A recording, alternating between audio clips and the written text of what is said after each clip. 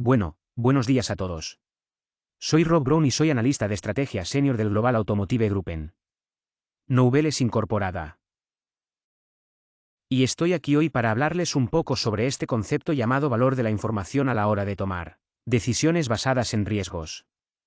Y he reunido este material esta mañana, con suerte para dirigirme quizás a algunos de ustedes o, con suerte, a la mayoría de ustedes, de hecho, que recién están comenzando a aprender sobre los conceptos de decisión y análisis de riesgos y cómo pueden usarlos para informar mejores decisiones. Toma de decisiones en sus propias organizaciones y posiblemente incluso por usted mismo como un simple tomador de decisiones. Pero la idea clave detrás de este concepto de valor de la información es abordar la cuestión de cuánto está dispuesto a pagar para saber realmente, antes de tomar una decisión, qué camino o qué curso de acción debe tomar en una situación de decisión inminente.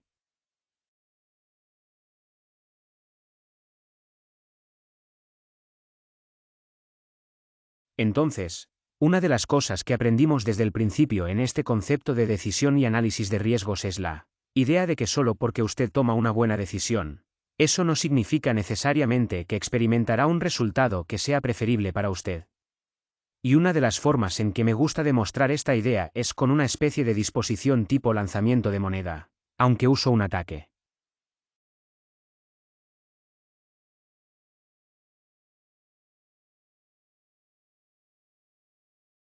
Y este es en realidad un tipo de demostración muy común que utilizan los profesionales en el campo del análisis de decisiones porque es realmente bueno demostrar algo que no tiene un conjunto obvio de probabilidades asociadas con los resultados. Entonces usamos el ataque porque el ataque produce dos conjuntos conocidos de resultados, pero tenemos que pensar un poco para llegar a lo que llamaríamos nuestra probabilidad o grado de creencia sobre esos diversos resultados.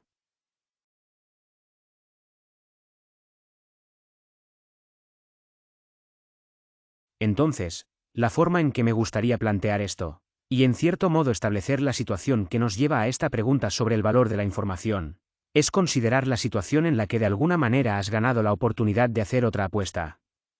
Y esta apuesta tiene una recompensa futura, pero solo vale la pena cuando usted hace una decisión correcta sobre el resultado de una táctica lanzada, de la misma manera que llamaría una moneda antes, digamos, de un partido de fútbol, como lo hacemos aquí en los Estados Unidos.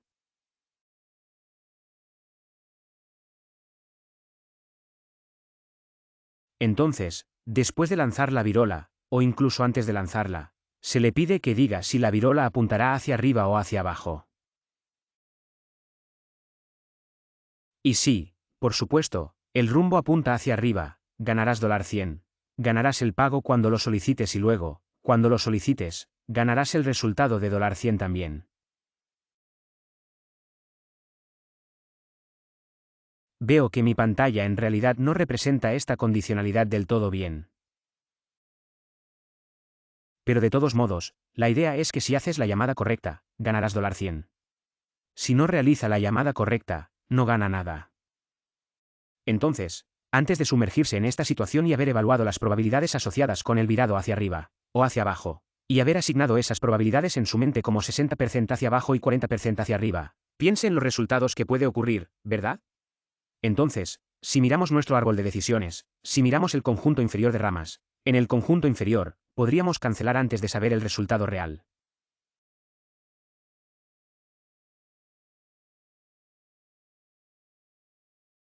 Y en ese caso, ganaríamos $100.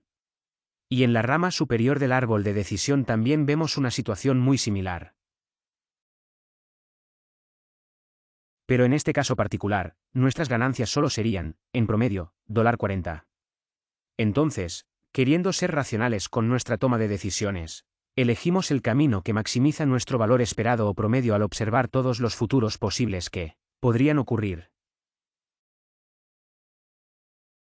Pero incluso si eliges, y este es el punto clave detrás de la idea de que solo porque hayas elegido bien no necesariamente significa que obtendrás la experiencia y el resultado que deseas, incluso cuando elijas esa rama que maximiza tu valor esperado.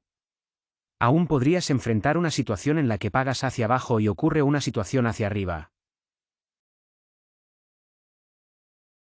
Lo mismo ocurre también con la otra rama. Si decides seguir adelante y llamar, aunque nuestro análisis indique que debemos elegir bajar, podría llamar, pero aún existiría una probabilidad, o una posibilidad muy significativa, de que la experiencia de baja pueda ocurrir.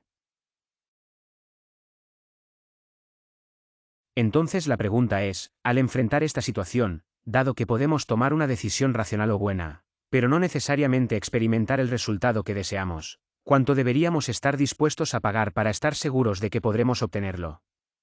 ¿Ese resultado que deseamos antes de hacer la llamada?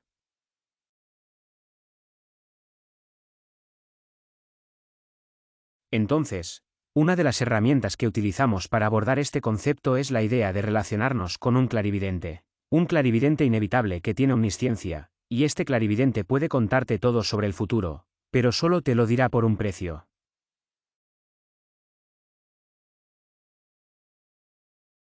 Y entonces la pregunta ahora es, dado que sus ganancias potenciales son $100 en una llamada correcta, ¿cuánto está dispuesto a pagar para tener cierta información antes de realizar la llamada? Bueno, no necesariamente tenemos un clarividente disponible, pero podemos pensar en este problema desde el punto de vista de tener ese clarividente, y podemos hacerlo invirtiendo nuestro árbol de decisiones que acabamos de discutir. Entonces, la forma en que haríamos esto, verán en el lado derecho de la pantalla. Este es el árbol de decisión original que teníamos. He vuelto a dibujar esto para que la incertidumbre, es decir, el lanzamiento del arreo, ocurra primero. Así que lo dibujé aquí y luego, en la rama de cada uno de esos resultados, hacemos la llamada. Ahora observe que lo que esencialmente estamos indicando con este arreglo es que conocemos el resultado con certeza y luego, según el resultado de ese evento, tomamos la decisión.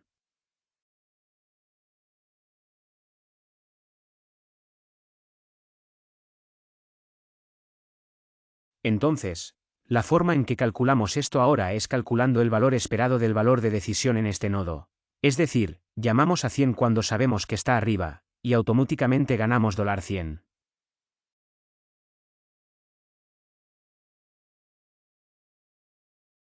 Pero en el mundo real, esto solo ocurriría una media de 140 veces frente a un gran número de lanzamientos. Y en esta rama, pagaríamos cuando supiéramos que la rama está caída, cuando la virada caiga, y ganaríamos $60 contra quizás unos 100 lanzamientos. Y entonces el valor esperado de esos dos es esencialmente $100. Así que saberlo de antemano vale $100 por sí solo. Y ahora esto también nos plantea una pregunta interesante. ¿Por qué no deberíamos estar dispuestos a pagar hasta $100 para conocer el resultado? Porque vamos a ganar $100. Pero a menudo olvidamos que el proceso de toma de decisiones en sí mismo, antes de que tengamos esta información perfecta, nos revelará una respuesta de alguna manera en la forma esperada. Entonces, simplemente siguiendo el camino racional que seguiríamos normalmente en este lado, la naturaleza nos revelaría un valor de $60 para empezar. Básicamente, estamos analizando la prima que estaríamos dispuestos a pagar para tener esta información adicional además de la información que tenemos actualmente sobre los posibles resultados y sus probabilidades.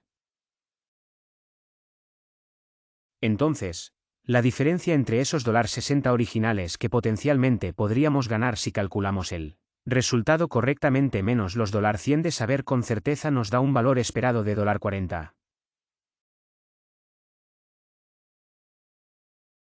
Este es, nuevamente, el valor premium de saber de antemano lo que sucederá. Entonces, lo que esto representa no es un compromiso de gasto adicional. Entonces no tenemos que gastar los $40. Nos da un presupuesto en el que pensar mientras interactuamos con nuestro clarividente.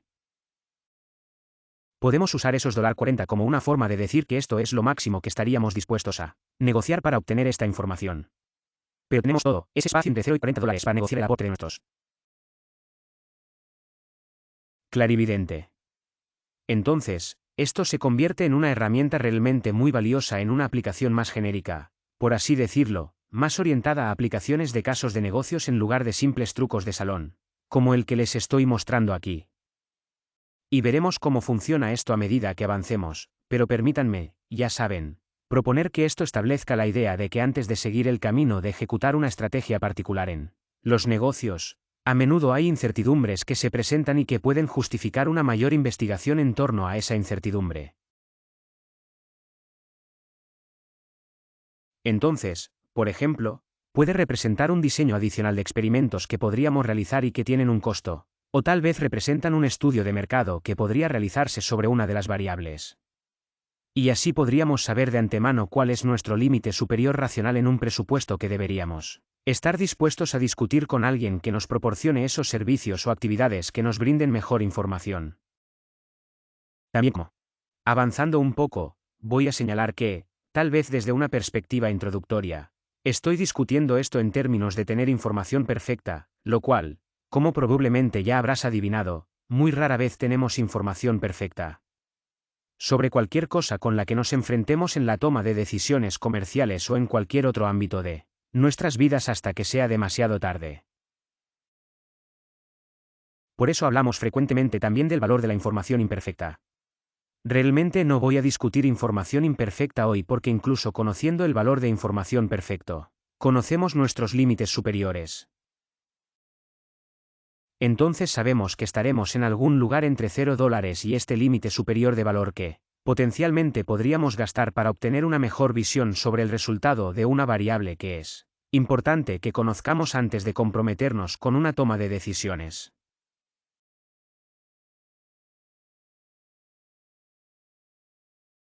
Creo que uno de los buenos ejemplos de donde se puede aplicar esto es el citado frecuentemente.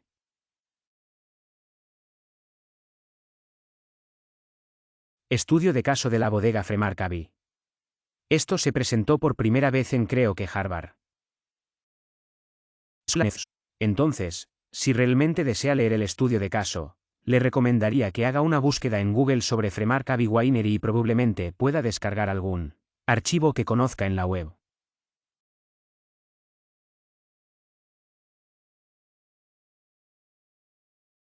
Por lo general, creo que la forma más adecuada sería adquirirlo en la propia Harvard Business School.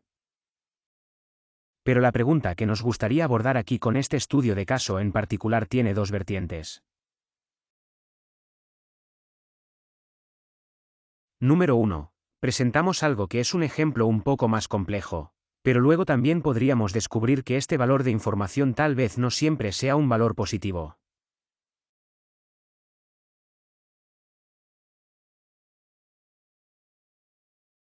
Pero antes de llegar a esa conclusión final, exploremos qué pasó con él.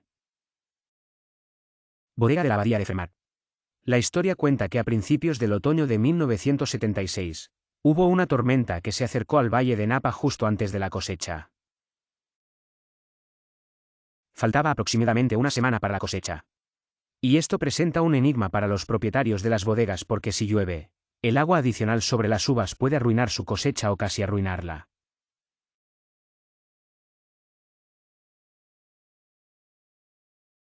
Y exploraremos cómo puede ser ese el caso en solo un segundo aquí.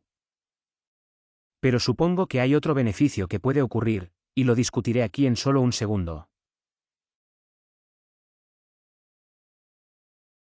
Pero aquí, a una semana de la cosecha y ante la idea o la noción de que esta tormenta se está gestando y acercándose, el propietario o uno de los socios de la bodega, William Jagger, evaluó que la probabilidad de lluvia dentro del valle sobre su bodega rondaba los 50%. Y entonces, tuvo que empezar a pensar si debía cosechar sus uvas ahora o no. Ahora bien, como mencioné, es beneficioso tener la lluvia que podría ocurrir en esta época particular del año. Y es que existe un molde particular llamado Botrytis cinerea que puede atacar la uva.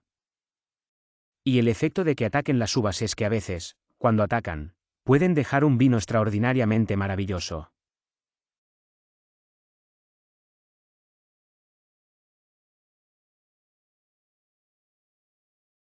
Se llama Botrytis Riesling, que es el tipo particular de vino que producía la gente de Fremont Cavalry.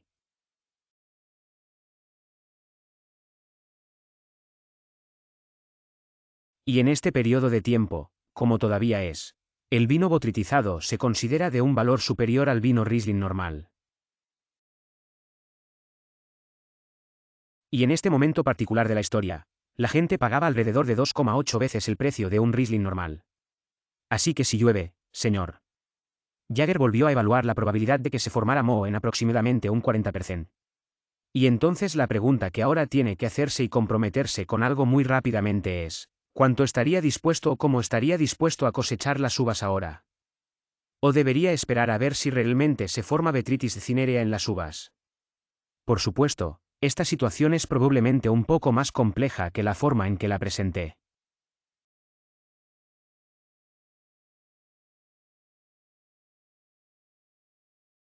Entonces, pensemos en todas las diversas posibilidades que pueden ocurrir a medida que la decisión de esperar o cosechar el material comienza a materializarse.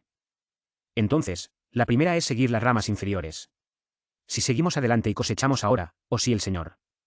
Si Jagger sigue adelante y cosecha ahora, potencialmente puede ganar alrededor de $2,85 por cada botella de vino, y se espera que produzcan alrededor de 12.000 botellas en esta temporada de cosecha en particular. Entonces el valor de eso sería alrededor de $34,000. Por otro lado, si la bodega decide esperar a ver qué sucede y luego experimenta el hecho de que no llueve, hay tres posibles resultados que pueden ocurrir.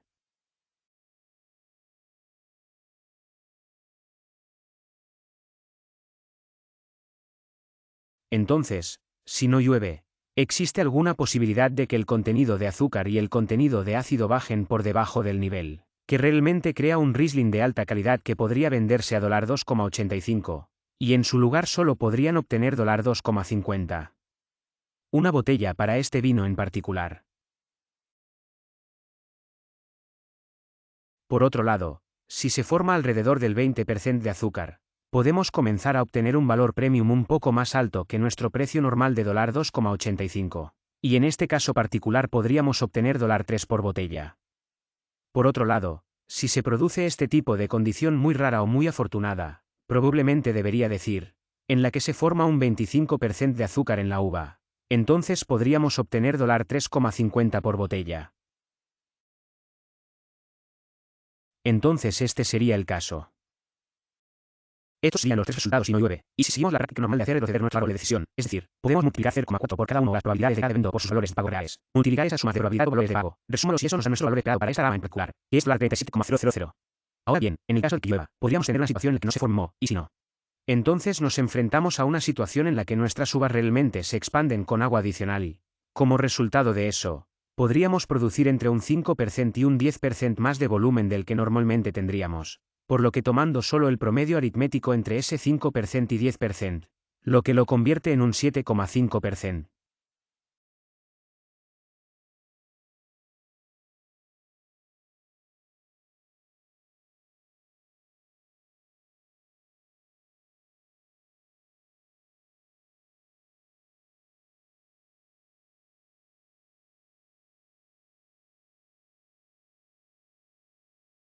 $7,5% más que 12.000 botellas, pero obtendríamos un precio mayorista por esas botellas a $2 la botella.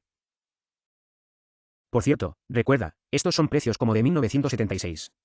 Podríamos renunciar a toda la situación de intentar, ya sabes, cosechar las uvas. Simplemente seguir adelante y adoptar desde el principio que vamos a intentar minimizar nuestras pérdidas por completo y simplemente respaldar esas pérdidas y simplemente vender las uvas directamente, por lo que si hacemos eso, solo podríamos obtener la mitad del precio de un envío normal al nivel de $25.000.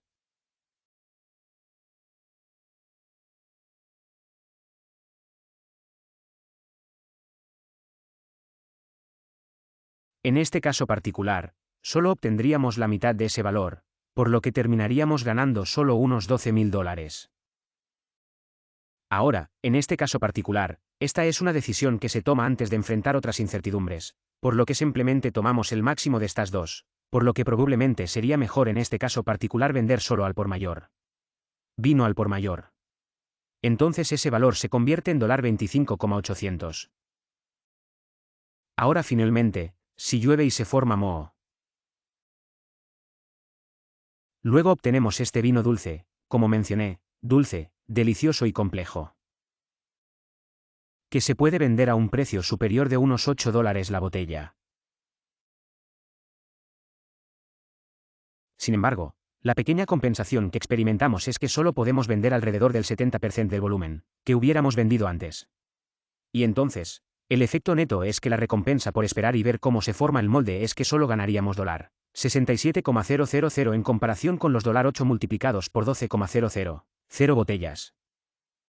Entonces, nuevamente, retrocediendo nuestro árbol de decisiones, obtenemos que el valor de esta rama en particular es $42,000. Ahora bien, dado que en nuestras mentes la posibilidad de lluvia es del 50% en cada caso, tomamos el valor esperado de esto y vemos que el valor a esperar es $39,780. Dado que ahora esta es una rama de decisión, para maximizar nuestro valor esperado para nosotros mismos, tomaríamos el valor que representa la rama más grande o la rama de mayor valor, y eso nos diría que debemos esperar y que el valor esperado de la espera es esa decisión de cosecha. Lo siento, la opción de decisión de cosecha que tomaríamos es esperar, y su valor sería de $39,000. Ahora, permítanme señalar que este es el valor esperado.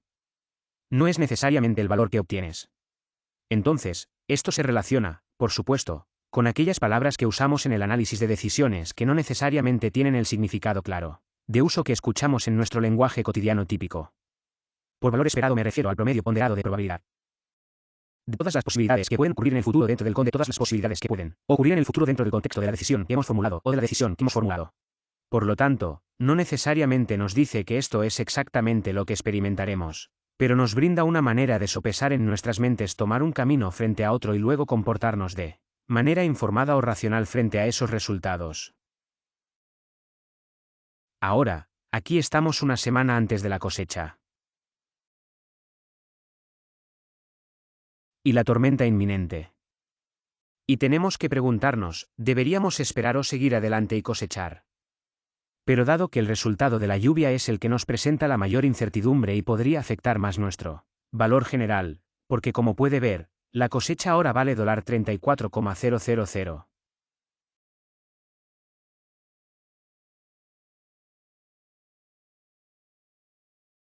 Pero si no llueve, pagaríamos $37,000 en promedio o $42,000.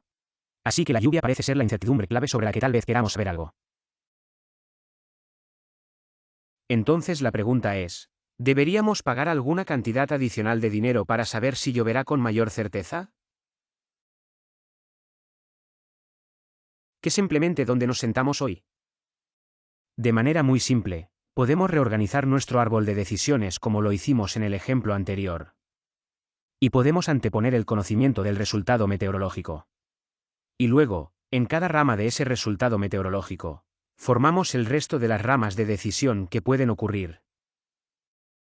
Y lo que vemos es que cuando tomamos el camino inferior, obtenemos los $37,200 en la situación sin lluvia.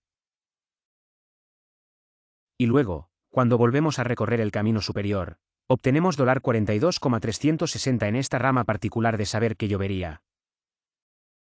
Cuando restamos ahora este valor, $39,780. Que es nuestro valor esperado en la parte posterior de saber cuál sería el clima, y restamos de ese nuestro valor original, obtenemos $0. Y creo que este es realmente un resultado fascinante, porque nos dice que, independientemente de conocer el resultado de la lluvia, en realidad es mejor seguir adelante y esperar. Entonces, en este caso particular, lo que hemos aprendido es que no debemos pagar ninguna información adicional, ¿verdad? Y creo que esto probablemente no sea intuitivo para la mayoría de nosotros hoy en día, ¿verdad? Debido a que estamos tan inundados y adictos a la información, creo que es muy fácil asumir que cuanta más información tengamos, mejor, y que esa información siempre tiene valor para nosotros. Y ese no es siempre el caso. Entonces creo que una de las otras ideas clave detrás de este concepto de valor de la información es que necesitamos aprender a beber información de manera responsable. No tenemos que gastar dinero en cada oportunidad ni gastar recursos en cada oportunidad para obtener nueva información, porque creo que lo que he visto a lo largo de mi carrera.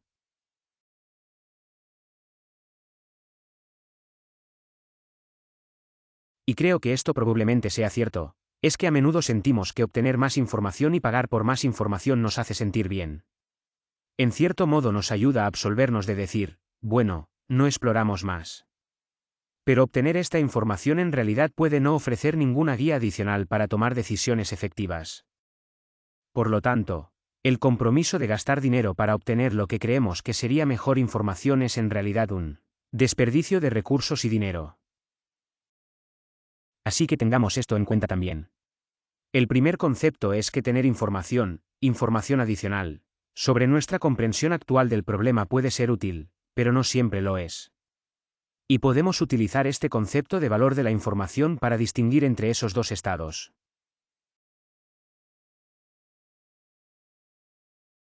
Muy bien, lo que me gustaría hacer ahora es mirar un ejemplo más sofisticado. Hasta ahora, lo que hemos estado observando son situaciones en las que tenemos variables discretas, con resultados discretos. Pero muy frecuentemente no experimentamos ese tipo de situaciones en aplicaciones comerciales reales. Los pagos no son necesariamente discretos ni conocidos con precisión. Las probabilidades en sí mismas no son necesariamente ramas binarias discretas. Con mucha frecuencia nos enfrentamos a situaciones en las que las incertidumbres pueden variar a lo largo de un dominio continuo y los beneficios mismos pueden variar bastante. Por lo tanto, evaluar el valor de la información en este caso particular no es tan fácil de hacer.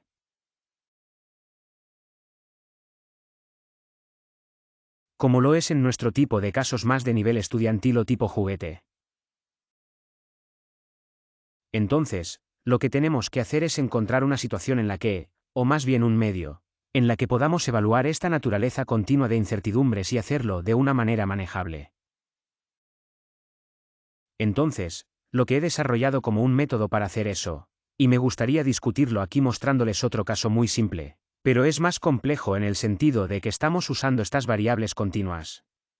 En cambio, entonces, planteemos la hipótesis de una situación comercial particular en la que hemos identificado 4 incertidumbres clave que son importantes para nosotros. A medida que comenzamos a caracterizar el valor de una oportunidad de inversión. Y este podría ser un nuevo proyecto. Podría ser un plan estratégico. Pero las 4 incertidumbres principales son la cantidad de dinero que tendríamos que invertir por adelantado, que tal vez no se sepa con certeza. Entonces, ¿cuál sería el flujo de caja inicial? ¿Cómo podrían ser los flujos de caja maduros y cuánto tiempo nos llevaría pasar de esa posición inicial a esa posición madura? Por supuesto, una vez más, esto está muy simplificado, pero con solo el nivel adicional de complejidad de que ahora estamos tratando con incertidumbres continuas en lugar de aquellas que han conocido posibilidades discretas.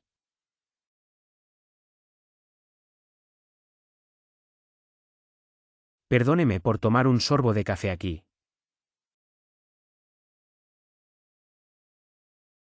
Entonces, si miramos las inversiones en este caso particular, parecen ser de un alcance bastante amplio, ¿verdad? Entonces, en esta estrategia en particular, el extremo más bajo que podemos concebir que sea el resultado sería alrededor de $400 millones, pero tal vez podría ser tan alto como $6 millones. O lo siento, $1.000 millones. La estrategia B, por otro lado, se ubicará en algún lugar, podría ubicarse potencialmente entre 800 millones y $1.000 millones. Y C está entre $800 millones y también $1,6 mil millones. El flujo de caja inicial también tendrá una distribución. Y aquí pueden ver cómo los hemos concebido, cómo podrían presentarse con nuestras diversas estrategias. El flujo de efectivo maduro también puede tener varios rangos de distribuciones, así como el tiempo hasta el flujo de efectivo maduro. Y así, todas estas diversas consideraciones tomadas en conjunto. Ahora nos presentamos varias compensaciones diferentes para equilibrar. Antes de que podamos nosotros mismos tomar una decisión sobre qué camino estático podríamos elegir. Entonces, por supuesto, es posible que tengamos que analizar cuáles son nuestros niveles de inversión inicial. Entonces cada estrategia tiene un nivel diferente de inversión, pero están cerca. Están algo en el mismo vecindario. La cantidad de flujo de caja maduro es diferente para cada estrategia.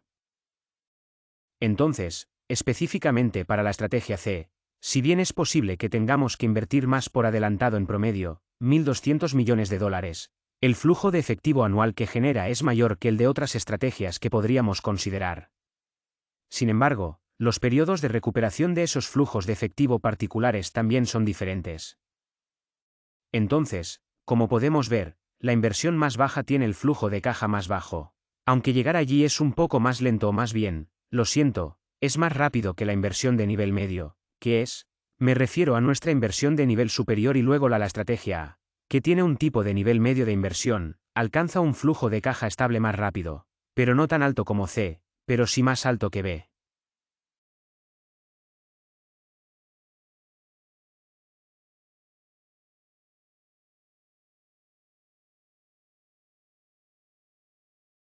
Cuando observamos los valores actuales netos de estos, también vemos algunas cosas que tenemos que equilibrar.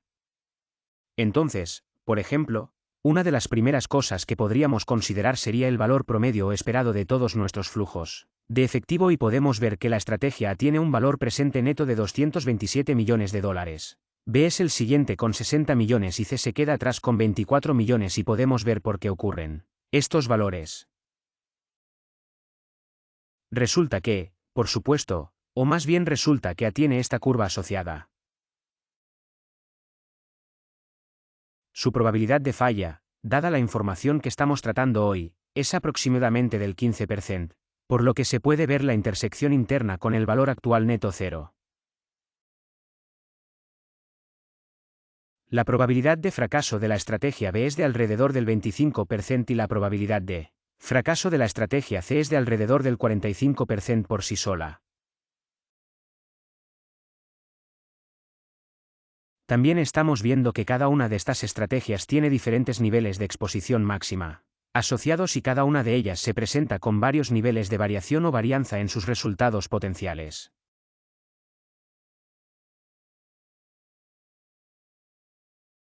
Así que tenemos muchas variables a considerar aquí para pensar en tomar la decisión correcta o la mejor decisión. Dada la información que tenemos y probablemente no les sorprenderá que queramos saber algo sobre una de estas variables, un poco más sobre una de las variables que crean estas características particulares de nuestros flujos de efectivo con un poco más de precisión de tal manera que obtengamos un mejor conjunto de precisión o sobre los valores de la estrategia.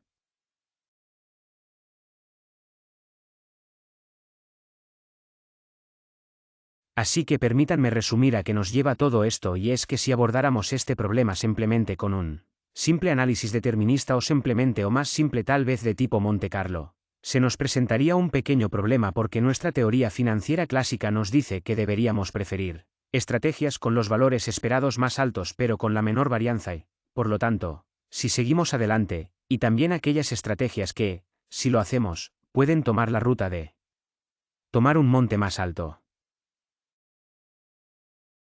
Desde esta perspectiva también queremos aquellas estrategias que sean estocástica o estrictamente dominantes, sobre todas las alternativas restantes. Entonces, si seguimos adelante y digamos que excluimos C al menos por el momento de nuestra consideración y nos dejamos con las estrategias A y B, podemos ver que la estrategia A nos da el valor esperado más alto que ya sabemos que es 227 y podemos visualizar dónde probablemente esté cerca con el indicador de valor mediano de nuestra curva.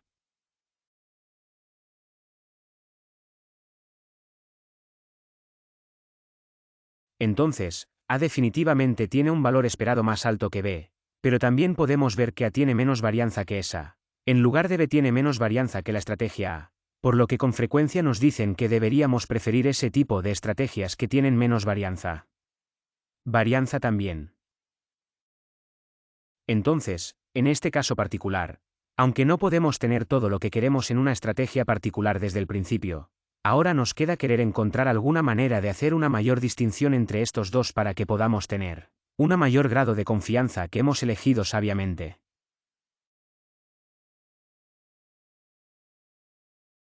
Entonces tal vez debería preguntarte qué estrategia prefieres o cómo pensarías al respecto. ¿Cómo priorizarías tu búsqueda para mejorar la precisión de la medida de valor que tienes?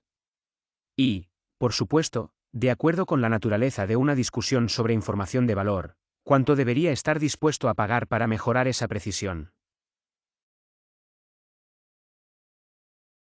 Bueno, la forma en que podemos comenzar a desagregar este problema, particularmente en los casos en los que tenemos más de 4 variables, es que primero queremos hacer una especie de análisis de sensibilidad que nos diga cuánto es el valor esperado de una estrategia en particular. Puede verse afectado por la variación independiente aportada por una de nuestras incertidumbres. Por eso he creado los diagramas de tornado o esos gráficos de sensibilidad para cada una de nuestras estrategias, y si los miramos muy de cerca podemos ver que la incertidumbre de la inversión es probablemente la incertidumbre crítica entre las estrategias A y B.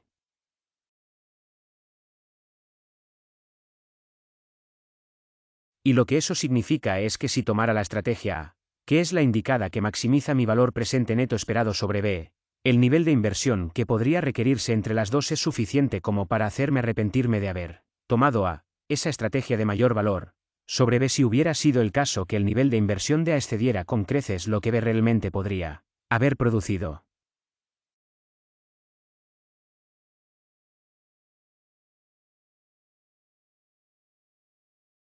Entonces, nuestro primer paso será tomar una de nuestras incertidumbres críticas y examinar el valor de la información allí.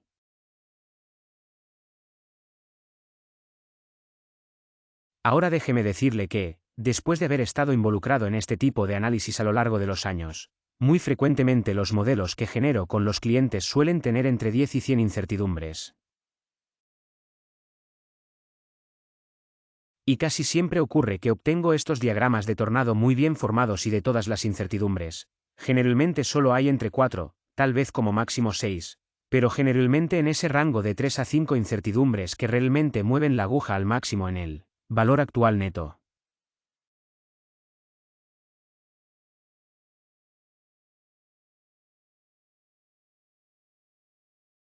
Y de esas 4 o 5, normalmente solo una o dos funcionan como incertidumbres críticas. Esa es la incertidumbre que me presenta la mayor probabilidad de hacerme sentir arrepentimiento por haber elegido la mejor estrategia en lugar de la siguiente mejor estrategia. Entonces, tomaremos el valor de la inversión y veremos cómo podemos calcular realmente el valor de la información en torno a esa incertidumbre, dado el hecho de que es de naturaleza continua y la función de pago es continua en naturaleza.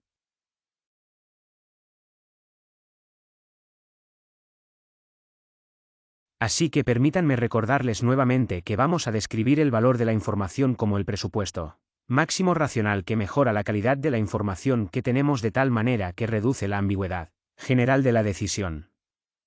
Esa es una especie de metadeclaración de muy alto nivel. Esto realmente se reduce al valor de saber de antemano. Es la prima de conocer el valor de antemano sobre la decisión de maximizar el valor esperado.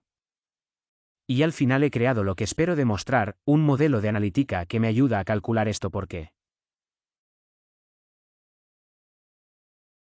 Analítica es la herramienta que suelo utilizar más en todos mis problemas de análisis de decisiones con clientes. Pero antes de llegar allí, permítanme analizar cómo hacer esto, digamos primero desde un nivel conceptual. Entonces, lo primero que les pediría que consideren es imaginar que se pueden tomar las distribuciones asociadas con nuestra incertidumbre crítica para los niveles de inversión. Entonces esta podría ser la distribución asociada con el nivel de inversión para la estrategia B y esta podría ser la distribución asociada con el nivel de inversión para la estrategia A. Y voy a recorrer esos niveles de inversión y voy a dividirlos en pequeños contenedores. Digamos que sabes, como argumento y como verás más adelante en mi demostración de analítica, que utilizamos alrededor de 100 contenedores. Entonces dividimos el dominio general de esa incertidumbre en 100 contenedores y luego encontramos el valor medio de ese contenedor que conoce para cada contenedor. Hacemos lo mismo para ambas incertidumbres. Ahora tomamos cada contenedor y calculamos el valor presente neto de la decisión general como si esa incertidumbre se hubiera establecido en solo uno de estos valores de contenedor. Entonces, en lugar de usar todas las muestras de la distribución en Monte Carlo, usaremos solo ese valor de contenedor y usaremos los 100 de esos.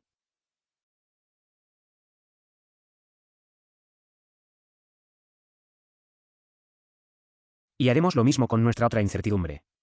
Calcularemos esos valores bin y los usaremos como puntos de partida condicionales para calcular el valor actual neto. Y luego configuraremos una matriz tal que una capa de la matriz tenga todos los valores de la estrategia A, y luego la siguiente capa sean todos los valores condicionales de la estrategia B. Nuevamente, dado que hemos usado uno de esos valores bin en lugar de la distribución completa para cada incertidumbre. Entonces, una vez que hayamos configurado eso, lo siguiente que haríamos es encontrar el valor máximo en cada una de esas celdas paralelas entre sí. Básicamente, lo que estoy realizando sería un valor máximo por pares en cada capa dentro de esta matriz gris de los valores de pago de mis decisiones. Entonces, esto es básicamente equivalente a encontrar el valor de decisión máximo para cada rama en un árbol de decisión con las incertidumbres establecidas desde el principio, ¿verdad? Entonces, si puedes imaginar esto, usaré mis manos para demostrarlo. Dejemos que esta mano represente una incertidumbre particular. Cada rama representa los valores bin de esa incertidumbre. Y luego, en cada uno de estos nodos, también tenemos otro par de manos que representan la incertidumbre del otro nivel de inversión y cada dedo representa, por supuesto, esos valores medios para cada uno de los contenedores. Entonces, si tengo mi incertidumbre dividida en 100 contenedores, con la esperanza de capturar la mayor forma posible de esa incertidumbre,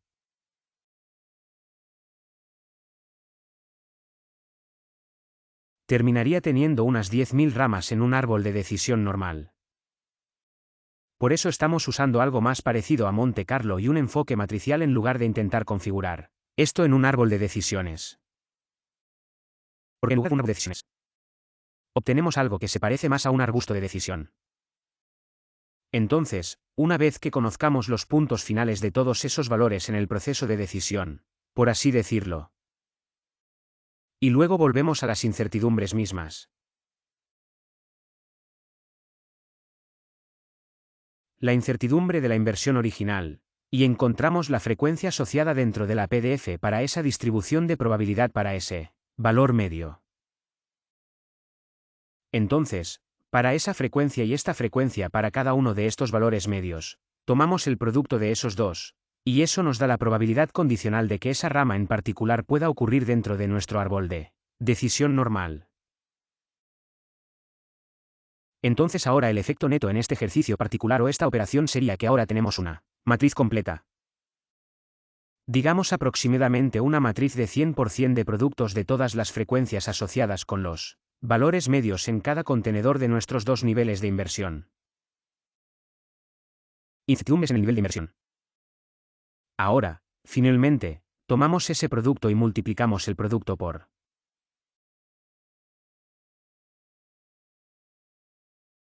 el valor máximo por pares de la operación original.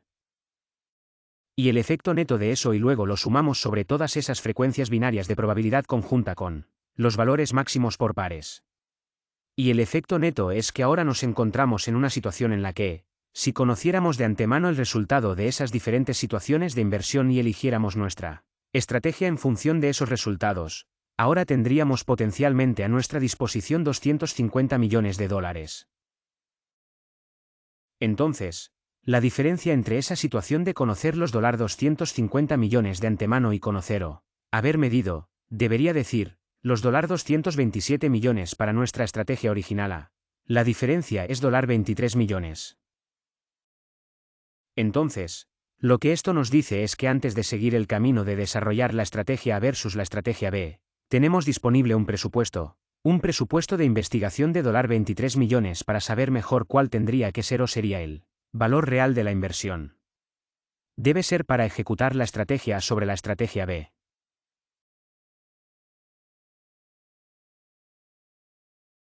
Entonces, en este punto, probablemente debería detenerme y preguntar si hay alguna pregunta sobre lo que he cubierto hasta ahora.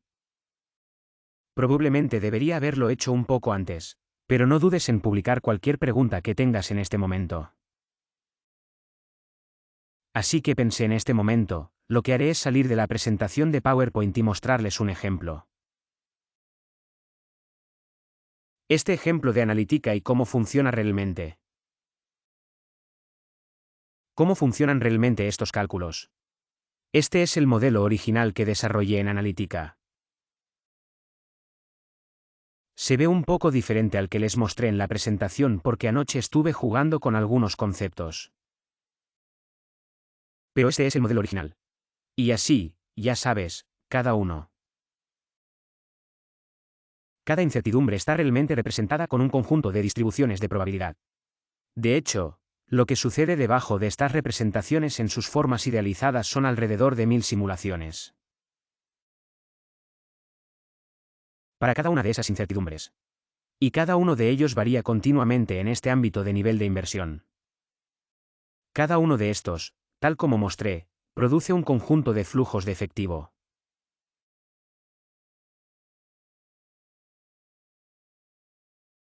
Como lo demostré. Y nuevamente, cada uno de estos flujos de efectivo a continuación tiene literalmente 1000 muestras asociadas con cada estrategia a lo largo de cada año.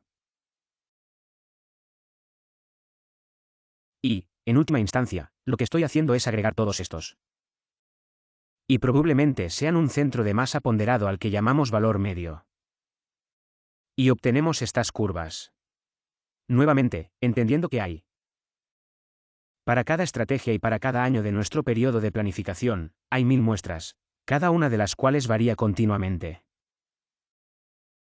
Entonces, en última instancia, obtenemos el valor actual neto que analizamos antes.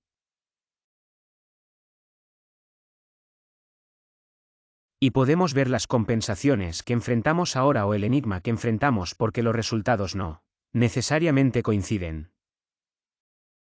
Nuestra anticipación o la orientación que normalmente nos da la teoría financiera clásica. Y es posible que luego queramos calcular el análisis de sensibilidad sobre eso. Entonces, para cada estrategia, ahora podemos ver cuál es el impacto de cada incertidumbre en el valor esperado de la medición de la estrategia. La medición del valor de la estrategia. Ahora, los cálculos de View los he colocado en este módulo en particular. Y he escrito una forma en la que puedo aislar cada variable y luego tratarla de la manera que demostré en el tipo de descripción conceptual del cálculo del valor de la información con variables continuas.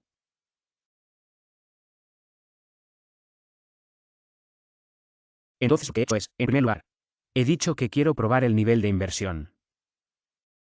Y lo haré con las estrategias A y B. Y entonces voy a asignar lo que ven como muestras UNC1. Estos son los valores asociados a la estrategia A para la inversión. Y las muestras de UNC2 son los niveles de inversión para la estrategia B. Y voy a presionar este pequeño botón aquí para transformar esos valores aquí. Y para darle una idea de cómo luce esto ahora, he tomado esos valores de incertidumbre. Y puedes ver que he conservado todas las variaciones asociadas con cada uno. Pero luego creé un nuevo PDF asociado con esas incertidumbres o esos valores de muestra.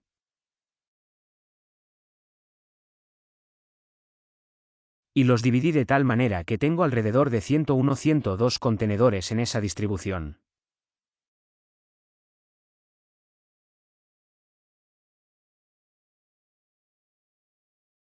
Y luego encontré la frecuencia con la que ocurre cada contenedor.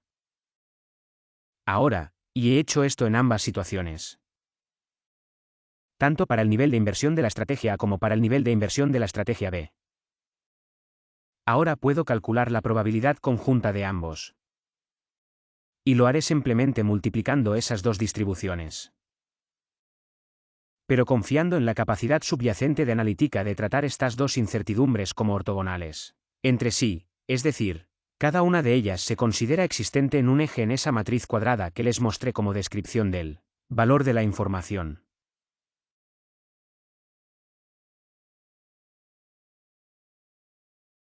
Y ahora puede ver el efecto de que estos son los valores del contenedor para la estrategia o el nivel de inversión para la estrategia B.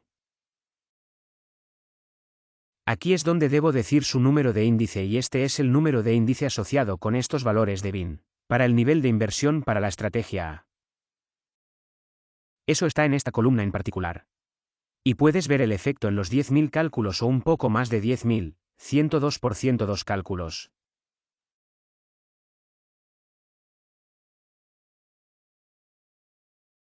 Esa es mi matriz de probabilidad conjunta. En esta incertidumbre particular, que también he repetido aquí, voy a aplicar los valores que vimos en este nodo en particular.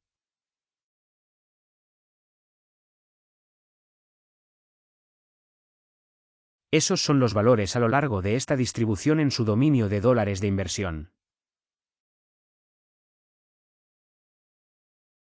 Tomaré cada uno de esos valores de bin y mantendré nuestra incertidumbre fija en cada valor de bin y luego volveré a calcular el valor presente neto para la estrategia en cada uno de esos valores de bin.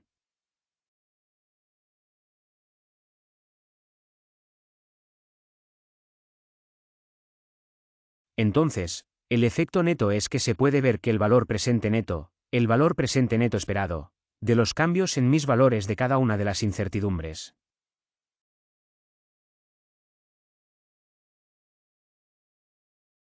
Y voy a repetir eso también en este. Ese mismo proceso. Y luego, voy a comparar ambos nuevamente como si fueran ortogonales entre sí porque cada uno de ellos existe en una especie de dominio diferente del otro. Y básicamente voy a configurarlos como puedes ver. Entonces aquí tenemos los valores presentes netos condicionales para esta estrategia en el nivel de inversión. Y notará que todos están repetidos en las columnas para cada valor del nivel de inversión para la estrategia. El nivel de inversión para la estrategia 2. Y luego, si cambio a la estrategia 2, puedes ver que se repiten en las filas. Esos valores condicionales y el valor actual neto se repiten en las filas. Entonces, lo que me gustaría hacer, digamos, por ejemplo, que elijo esta celda 3 y 2 en particular. Si cambio de un lado a otro, puede ver que el resultado entre esos dos es $199 o $200.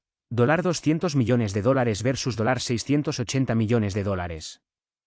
Entonces, lo que quiero hacer es para ese punto de intersección en particular, quiero tomar el valor máximo entre los dos. Y el resultado sería esa matriz máxima por pares.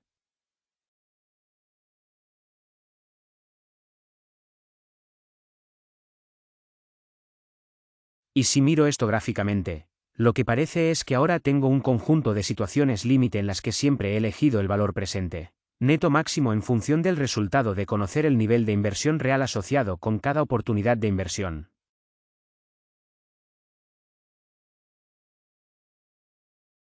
Así que ahora tomo la probabilidad, este cálculo de probabilidad conjunta, lo multiplico por este máximo por pares.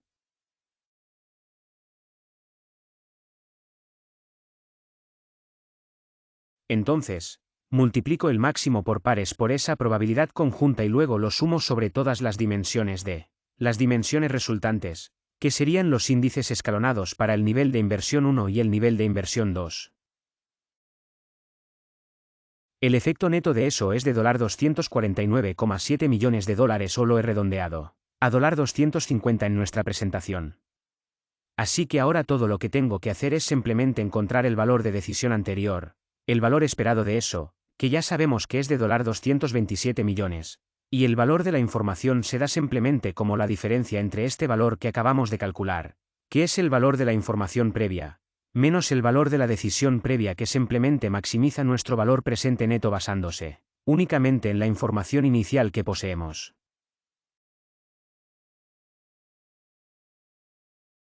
El efecto neto, por supuesto, es que por cada incertidumbre de inversión en particular, deberíamos estar dispuestos a pagar hasta unos $23 millones de dólares para obtener una mayor precisión sobre el nivel de inversión al que nos podemos enfrentar.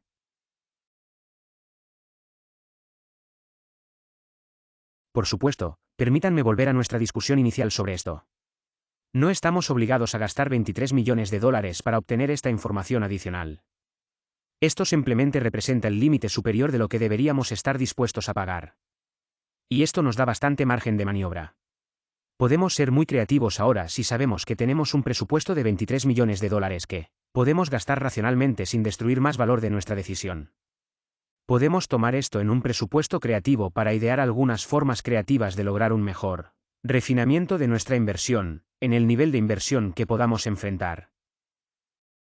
Así que esto puede ser, nuevamente, un experimento diseñado. Puede ser un análisis de ingeniería más detallado. Quiero decir que puede pensar en muchas posibilidades diferentes que le permitirían comprender mejor el nivel de inversión. Quizás un estudio de mercado muy detallado.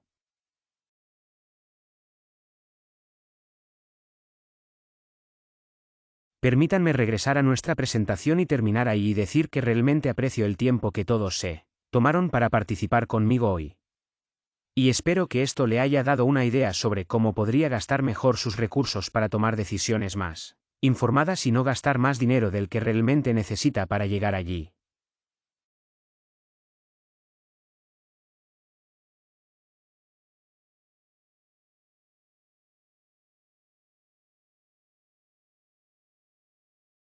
Muchas gracias y espero tener noticias suyas nuevamente en el futuro.